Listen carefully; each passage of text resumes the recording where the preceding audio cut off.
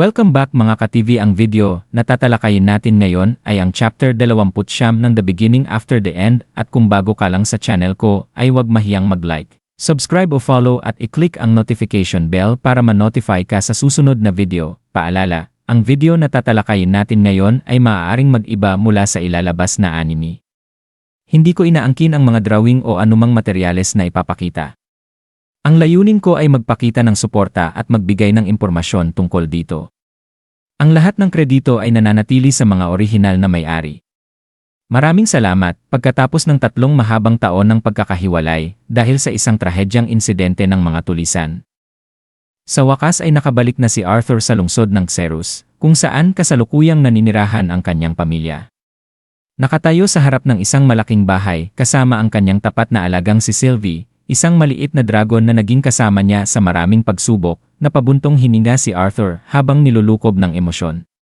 Marami na ang nangyari simula nang huli silang magkita ng kanyang pamilya, muntik na siyang mamatay, nawalan ng isang mahalagang tao, si Sylvia, ang ina ni Sylvie, nakapatay siya ng mga masamang tao, ang mga mang-aaliping dumakip kay Tessia, at dumaan siya sa matinding pagsasanay upang masanib ang kapangyarihang iniwan sa kanya ni Sylvia. Ngunit sa lahat ng iyon, wala pang kasing kaba ang nararamdaman niya ngayon, ang muling pagkikita nila ng kanyang pamilya. Pagkatok niya sa pinto, may narinig siyang boses ng isang batang babae na ikinagulat niya. Binuksan ng isang matandang kasambahay ang pinto at nagtaka kung sino siya.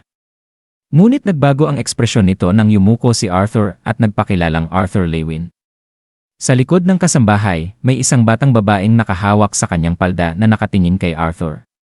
Bago pa man siya makapagtanong, isang babae ang dumating, si Alice, ang kanyang ina, bitbit ang isang mangkok at kutsara. Sinaway nito ang bata, si Eleanor, ngunit natigilan ito nang makita si Arthur, na bitawan ang dalang mangkok at kutsara. Si Arthur, na naiiyak na, ay napagtanto na ang batang babae ay ang kanyang kapatid. Habang umiiyak ngunit nakangiti, sinabi niya, "Hi, Mom. Nandito na ako." Agad siyang niyakap ni Alice habang lumuluha sa tuwa.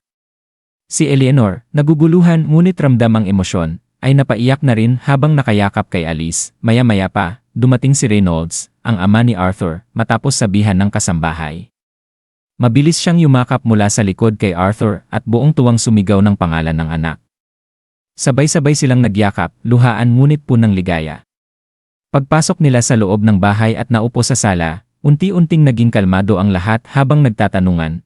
Agad na inusisa ni Alice ang kanyang anak, kung kumusta na ang kanyang kalusugan, kung gumaling na ba ang karamdaman na sinabi sa kanila, at kung kumakain ba ito ng maayos. Pinakalma siya ni Arthur at sinabing mas maganda ang kalagayan niya ngayon kaysa dati. Si Reynolds naman ay humanga sa naging pisikal na pagbabago ng anak.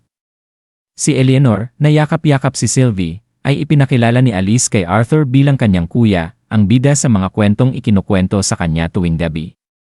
Dahan-dahan siyang lumapit at mahiyain na nagsabing, "Hello, Big Brother," na ikinangiti ni Arthur habang sinagot ito, "Nice to finally meet you, Sister."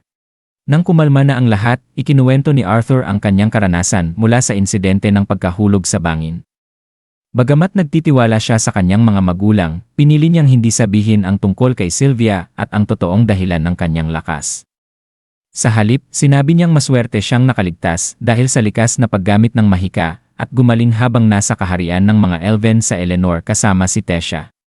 Nang matanong kung sino si Sylvie, ipinaliwanag ni Arthur na natagpuan niya ito sa pugad ng isang mana beast at inalagaan simula noon matapos mamatay ang ina nito. Muling tinanong ni Alice kung sigurado siyang wala na ang sakit niya. Ngumiti si Arthur at sinabing wala na itong dapat ipag-alala. Ang lahat ay dahil lang sa hindi pa matatag ang kanyang mana core nang maagang magising ang kapangyarihan niya. Sa kanyang isipan, inamin niyang masama ang pakiramdam niya sa pagtatago ng katotohanan, ngunit alam niyang mapanganib itong sabihin hanggang hindi pa siya sapat na malakas upang protektahan sila. Ibinangon ni Reynolds ang usapan tungkol sa mana core, at agad siyang pinagsabihan ni Alice na huwag muna. Pero nagbiro si Reynolds na tradisyon na nilang magkumpara ng pag-unlad. Ipinagmalaki niyang nakaabot na siya sa Dark Orange Stage 2 taon na ang nakalilipas, at ngayon ay nagtatrabaho bilang instructor sa Helstia Auction House.